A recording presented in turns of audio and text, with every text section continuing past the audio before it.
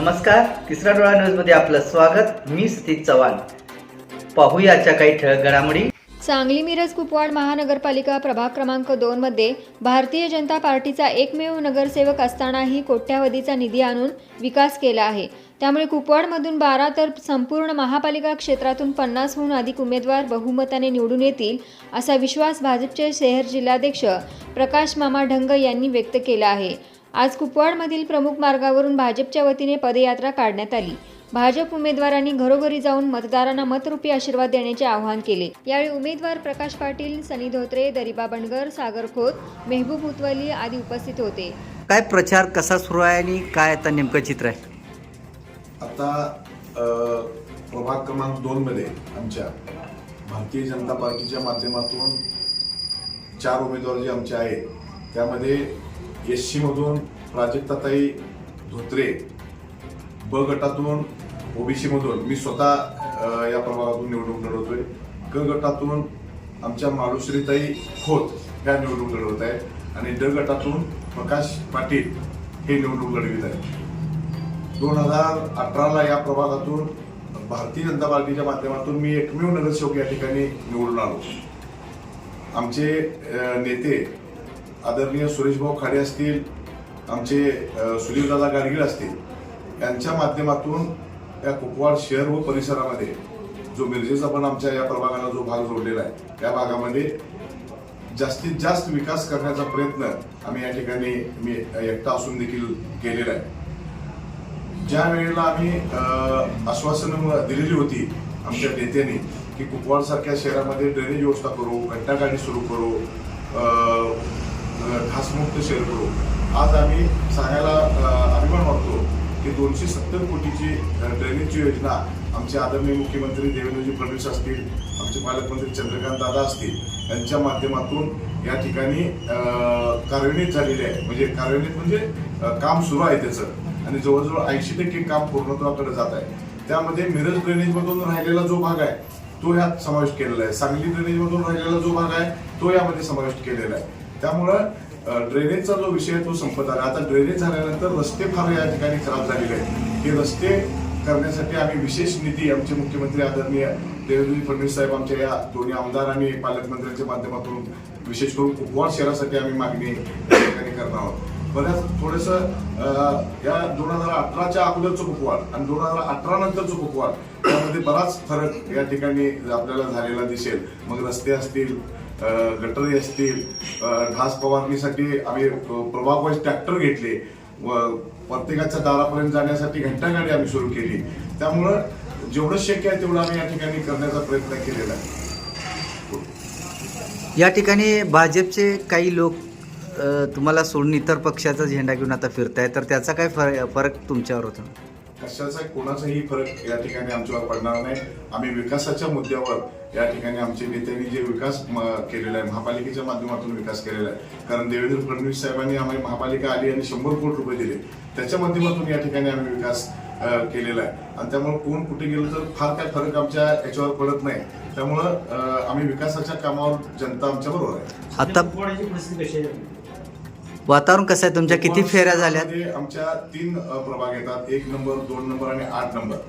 तिन्ही प्रभागामध्ये वातावरण अतिशय चांगलं आहे.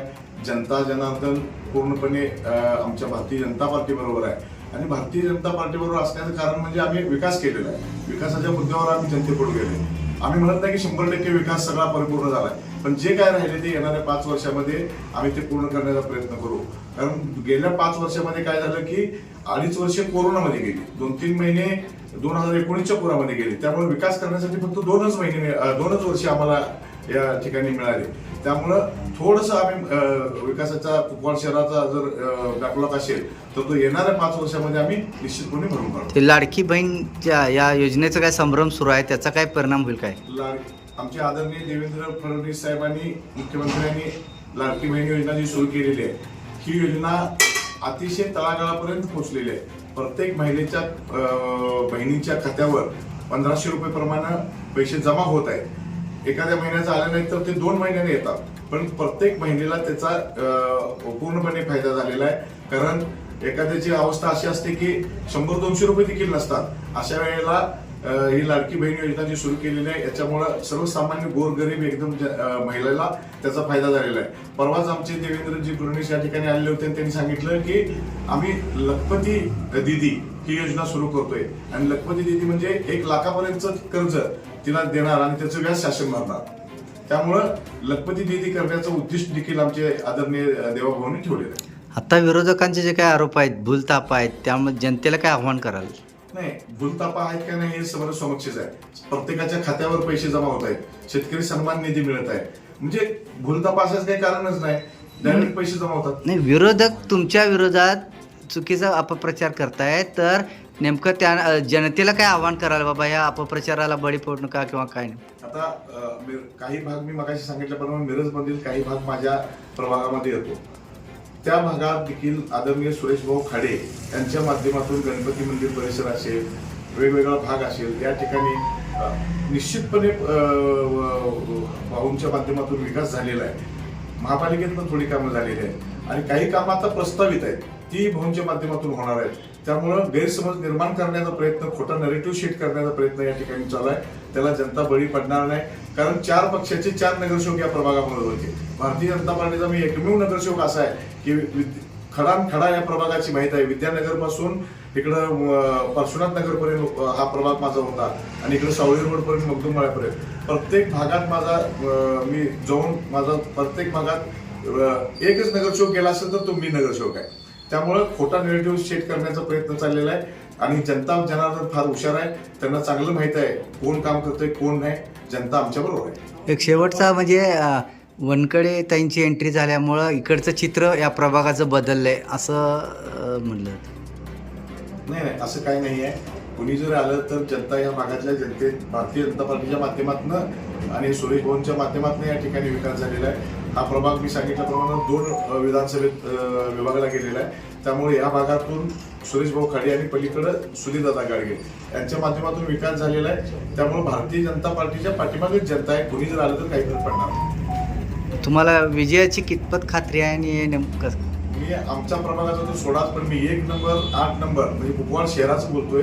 2 नंबर हे प्रभाग येतात, 1, 2 आणि 8. त्यामध्ये तिन्ही प्रभागामध्ये आमच्या 4च्या 4 म्हणजे 12 सीटा आमच्या भारतीय जनता पार्टीला निवडून येतील आणि आमच्या प्रभागामधल्या 2 नंबरच्या प्रभागातल्या 4च्या 4 सीटा आम्ही आजच सांगतो 1000 मताच्या पुढच्या लीडनं आम्ही आलेलो आहे. तुम्ही शहर जिल्हा अध्यक्ष नात्यानं पूर्ण महापालिकेचं चित्र कसं असेल? महापालिका क्षेत्रामध्ये जर विचार केला तर अतिशय चांगलं काम भारतीय जनता पार्टीच्या दोन्ही आमदारांनी केलेलं आहे. त्यामुळं मिरज असेल आणि सांगली कुपवाड हे तिन्ही शहरं मिळून साधारण 55च्या पुढे आमच्या सीटा येतील. यूट्यूबवर सर्च करा तिसरा डोळा. तिसरा डोळा चॅनलला सबस्क्राईब करा.